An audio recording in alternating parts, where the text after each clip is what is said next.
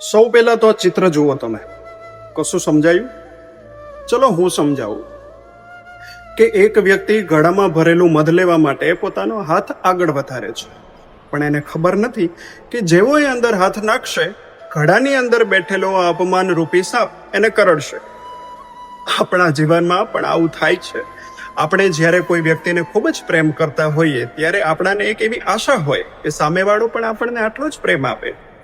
પણ ઘણી વાર એવું થાય કે તમે જ્યારે આ વ્યક્તિની નજીક પ્રેમ મેળવવા માટે જાઓ છો ત્યારે તમને અપમાન મળે, તમારી લાગણી દુખાવે તેવા શબ્દો મળે, તમારી આંખમાં આંસુ આવે તેવા ન સાંભળવા જેવા શબ્દો, ગાળો મળે અને તમે ખૂબ જ દુઃખી થઈ જાઓ. હંમેશા યાદ રાખો કે પ્રેમ એ તમારા આત્મસન્માનની કિંમતે મળતો સોદો નથી. ઘણા લોકો પ્રેમના નામે બધું જ સહન કરતા રહે છે. અપમાન, અવગણના, ખોટા આરોપો અને પછી પોતાની જાતને જ સમજાવે છે કે ભાઈ પ્રેમ છે એટલે સહન કરવું પડે. નહીં, બિલકુલ નહીં. એક વાત યાદ રાખો કે જે સંબંધમાં તમારી લાગણીઓની કોઈ કિંમત નથી હોતી, જ્યાં તમારી આંખોના આંસુ સામાન્ય બની ગયા હોય, જ્યાં તમારો અવાજ દબાવી દેવામાં આવતો હોય, ત્યાં પ્રેમ નહીં પરંતુ માત્ર સ્વાર્થ જીવતો હોય છે. પ્રેમ તમને તોડતો નથી, પ્રેમ તમને દરરોજ રડાવતો નથી. સાચો પ્રેમ તો તમને સન્માન આપે છે, તમારી ભૂલોને સમજવાનો પ્રયત્ન કરે છે.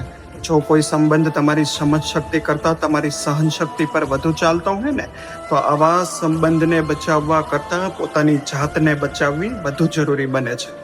કારણ કે આત્મસન્માન ગુમાવીને મેળવેલો પ્રેમ એ ક્યારેય સુખ આપતો નથી. જે દિવસે તમને તમારી કિંમત ઓળખી જશો ને, એ દિવસે તમને સમજાશે કે દુનિયામાં કોઈ પણ વ્યક્તિ એટલી મહત્વની નથી કે જેના માટે તમે તમારી જાતને ગુમાવી દો. પ્રેમ કરો, પણ પહેલા પોતાની જાતને પ્રેમ કરો. કારણ કે જે વ્યક્તિ પોતાનું સન્માન જાળવી નથી શકતી, તે ક્યારેય સાચા પ્રેમનો આનંદ માણી નથી શકતી.